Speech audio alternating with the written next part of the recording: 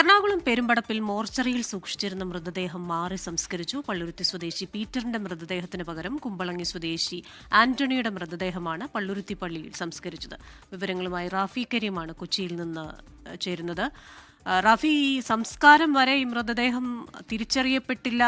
അതിന് എന്താണ് കാരണം? എന്താണ് അവിടെ സംഭവിച്ചത്?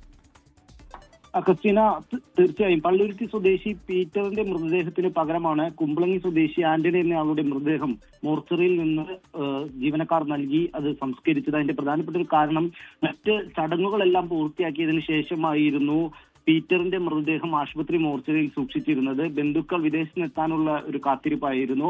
ബന്ധുക്കൾ വിദേശത്തെത്തിയതോടുകൂടി സംസ്കാരം നടത്തുന്നതിന് വേണ്ടി മൃതദേഹം ആശുപത്രി മോർച്ചറിയിൽ നിന്ന് മാറ്റുകയായിരുന്നു. ഇതിനിടയിൽ തുറന്നു നോക്കേണ്ട ഒരു സാഹചര്യം ഉണ്ടായില്ല. അങ്ങനെയാണ് ഈ മൃതദേഹം, ആന്റണിയുടെ മൃതദേഹം പീറ്ററിന്റേതെന്ന് കരുതി സംസ്കരിച്ചത്.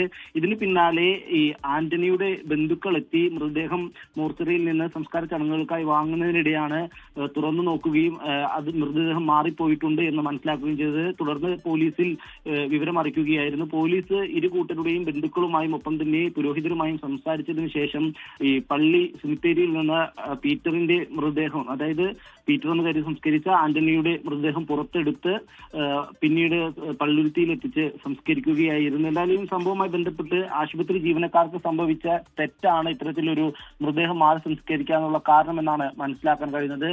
ഇതിൽ ആശുപത്രി പ്രാഥമിക അന്വേഷണം ആരംഭിച്ചിട്ടുമുണ്ട്. ശരി, റാഫി കരീമാണ് കൊച്ചിയിൽ നിന്ന് വിശദാംശങ്ങളുമായി ചേർന്നത്. ഇടവേള.